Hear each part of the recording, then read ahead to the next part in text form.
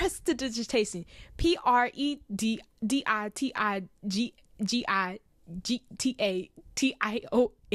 Prestidigitation. My name is Taylor Cassidy. This is Biased But Believable, and today we are discussing Keke Palmer's career and how the internet defines success. We're not only going to be talking about Keke Palmer's career, but we're also going to be pulling from what you guys had to say about Keke Palmer and her recent explosion in more notoriety than she already had. If you want to be part of that, I do that for many videos. Just go on over to my TikTok or my Instagram at Taylor Cassidy J. Keke Palmer was recently in Jordan Peele's new horror movie, Nope. It was the spark for a lot of people commenting about how this was Keke Palmer's breakout role. A whole lot of people, namely Black Twitter, had stuff to say about it because Keke Palmer this was not Keke Palmer's breakout role. Keke Palmer has been in the industry for years, since she was a child. Lauren Keke Palmer, which is her full name, is from Illinois. Illinois, what's up? And she's been performing since she was a little girl. She used to perform at churches, at local theater events, even when she was a child, just living in the Midwest. Eventually, her mom, who used to be an actress, helped her to audition for a movie called Barbershop 2, and this was a big sequel coming from the largely successful first Barbershop, and so she auditioned for it. And something very interesting is that in an interview she explains that the people running it were like, no, we're looking for children who already have experience in movies. We're not looking for amateurs, we're not looking for newbies. But her mom wouldn't take no for an answer. My mom would not take no for an answer, right? She's like, my baby needs a chance. Put me on film doing the lines and singing. And the next thing you know, the casting director, whose name was Sharon Davis, she was like, I saw her tape. We'd love to see her, have her come down. This led her and her family from living in or like around Chicago and moving all the way to LA to pursue Keke Palmer's career. So at this point, Keke was booked and busy, baby. She was working on shows like Law and Order. She was working on... Is that really the only TV show I listed? That is embarrassing. She ended up being in a film called The 𝔂𝓸𝓾'𝓮 in the early 2000s, and that led her to becoming the youngest to be nominated for Best Actress at the SAG Awards, which is a big deal. If you don't know what SAG is, I believe SAG is basically a company, bro, let's look it up. SAG-AFTRA is the Screen Actors Guild, an American federation of television and radio artists, and is an American labor union representing approximately 160,000 film and television actors. Now, what this means is they are a huge, and I mean huge, part of the film industry. And she was nominated for this at 11 years old. What were you doing at little over a decade in your life? Nothing. Counting long division. Now, we have Akeelah in the Bee, which to me is Keke Palmer's breakout role. And the reason I say this is for a number of things. Akeelah in the Bee is a film about a little girl who gets discovered at her school's spelling bee and goes on to win like the biggest spelling bee. And you think like, oh, it's just like a feel-good family movie, but this movie meant so much more than that. And the performances, which included actors like Lawrence Fishburne and Angela Bassett, were incredible. There's this article that I found on Film Days that described how this movie gave something to young Black little girls that they didn't have a lot of at the time, and honestly not a lot of now, which were coming of age movies with them as the main character. Even I remember when being younger, loving coming of age movies. Like I loved the Babysitter's Club rendition. I loved watching what was another one? I think it was like The Sleepover, where they just had a big sleepover and they were just all together. I loved those little coming of age movies, thinking about what it would be like to be like 12, as if 12 was like the biggest age that I could be cool at. I don't think I ever once saw somebody who looked like me being the main character doing something that seems everyday and not rooted in race ever. And Akeelah and the Bee was the first time I saw that. Miss Keke Palmer did a great job. Prestidigitation. Prestidigitation.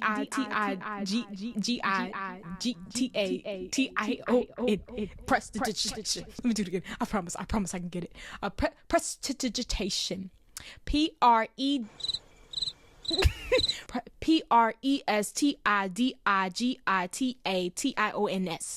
Presentation. This performance from Keke Palmer garnered her an NAACP award for Outstanding Actress in a Motion Picture, and homegirl was 14 years old. What were you doing at 14 years old? Misspelling the word business on your economics project in school? Because I was. At this point, you might think to yourself, okay, Keke is a child star. She's been winning all of these awards. She's been in all of these shows and movies. But I want you to think about child stars and how they usually end up. Keke is not like that at all. She stayed busy from the jump, working, gaining experience, trying new things, cultivating her skill not only in acting, but in music, in entrepreneurship, in hosting. This woman is the definition of multi-hyphenate, and I don't care if that sounds corny. She is it. I saw this post on Instagram by Embracing Black Culture, which is like the Black culture account to follow, describing how before Keke was in Nope and started, doing more of what I'm about to explain later, she was Black famous. And what Black famous means is basically you're a very niche actor or actress. You show to any Black person, they know who it is, but show to anybody else, they may not know.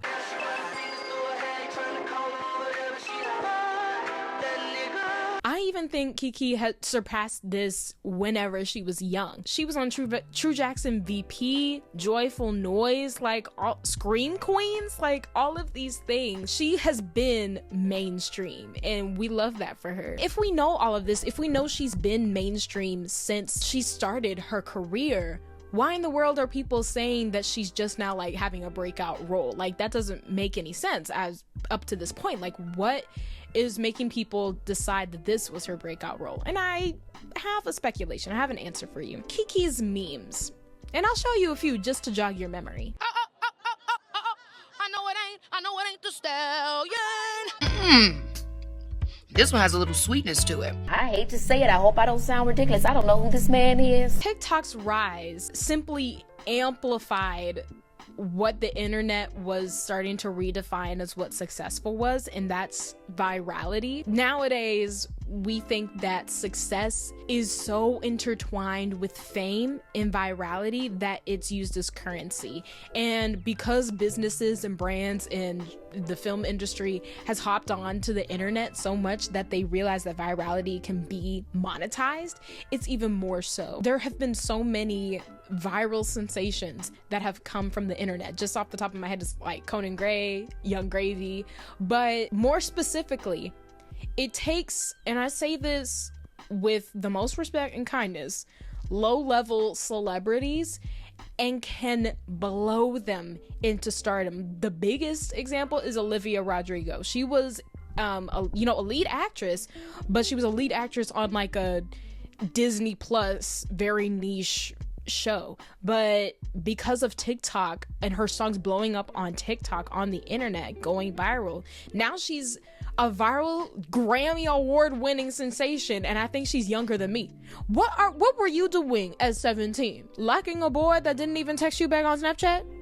Because I was. So the question is, why is TikTok so important to Keke's now perceived success? It's because it's profitable now.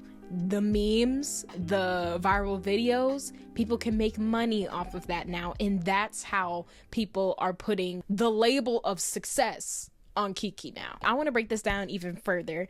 There are so many influencers and creators out there that have big platforms, huge platforms, so many subscribers, but they may not have the same mainstream opportunities as a lot of other influencers who may have even less than them.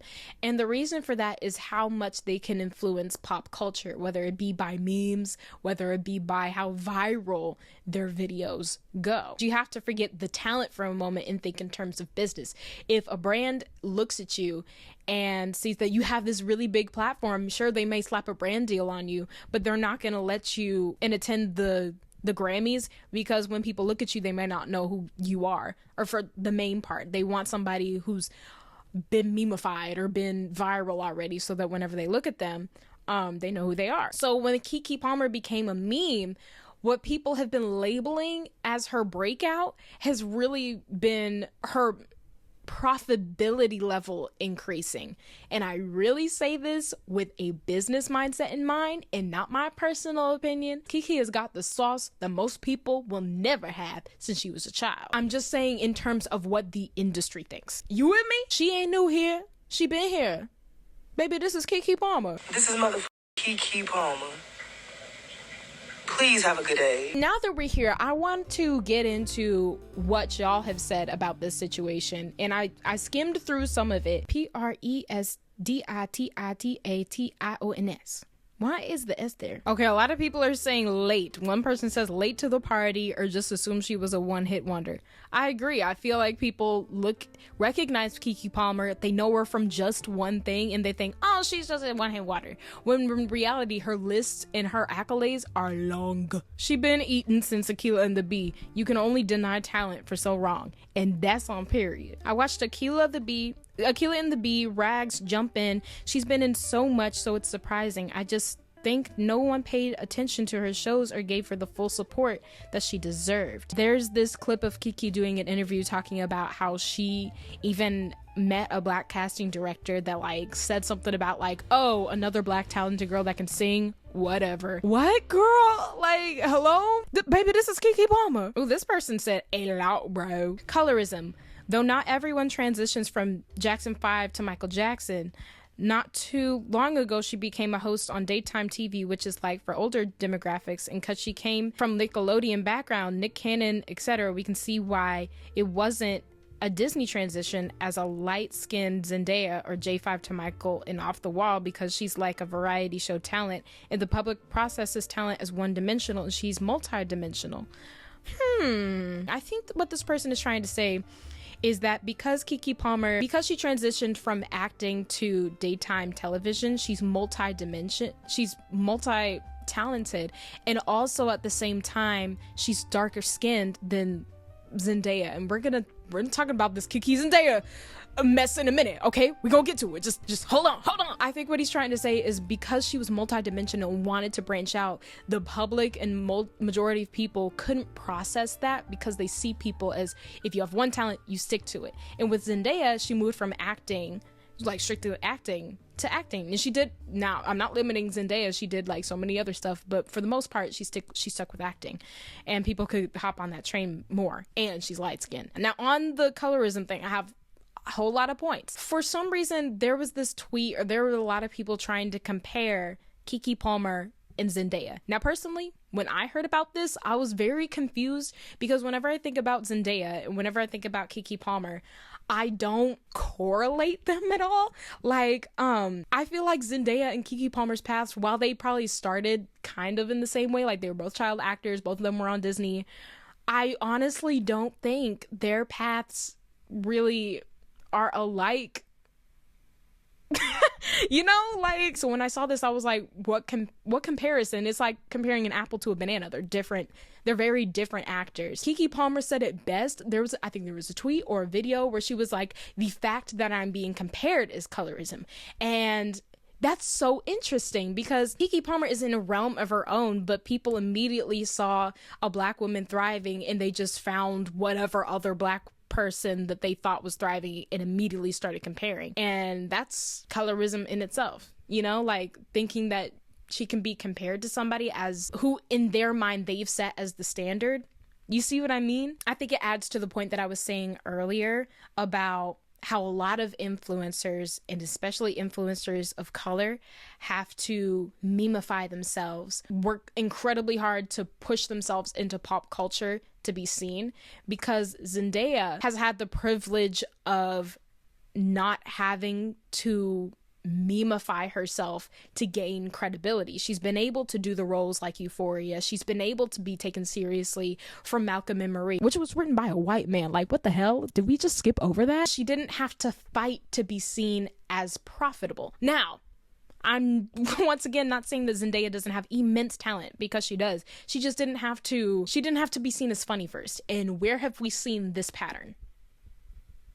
I want to take out my Hotep at right now, but we won't. So we're going to bring this to a close. I want to close this by just talking about what we can learn from this conversation and how we can move forward in our own thinking. Gen Zers, if you're watching this video, you're probably young. We've grown up with the internet, and we've grown up believing that, you know, if you get famous, you're successful. It's time for us to reconfigure what we think of as successful, because you take somebody like Keke Palmer or anybody else who's been in a specific industry and they've been working for years and they've had a beautiful career. They even say themselves, I've had a beautiful career, but we don't see them as this success label until they put a slap of fame on it, you know? We see them as washed up, even though they're continually working, just because they're not in news headlines every single day. And I'm just saying it's important for us to define success for ourselves and not just based on how many people are looking at us. Now, I'm not saying being an internet personality and profiting off of just being yourself online is bad. If I did, who the hell would I be to be speaking to y'all right now?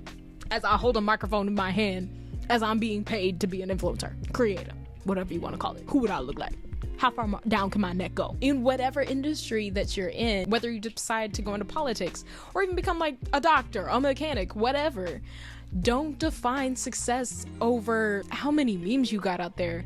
Define it for yourself. If being successful is literally having a steady job and having a dog and tending to your garden, congratulations, you are successful, and you don't need Refinery 29 to write 10 things blank likes about you in an article. Before I go, I want to share a quote that I read from Tabitha Brown's book. Usually, I don't mean to shame, but influencer books, you can tell it's for money, but Tabitha put her tabuthy into this. So many people look at my life and think, oh wow, she's an overnight success.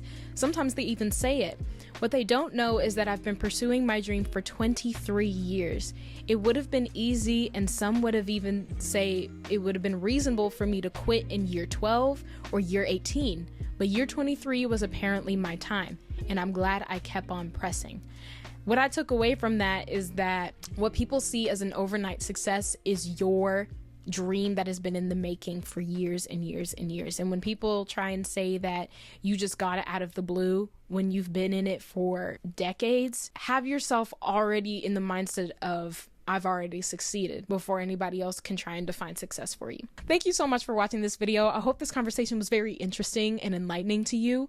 If you want more videos like this, go on my channel, subscribe to my channel, please. And you can find me everywhere else at 𝓂𝓾𝓻𝓮. Comment your thoughts about this conversation that has been sparked about Keke Palmer's career, or just fangirl over Keke Palmer. Keke Palmer stan account right here. So thank you so much again. I'll see you guys next time, and bye.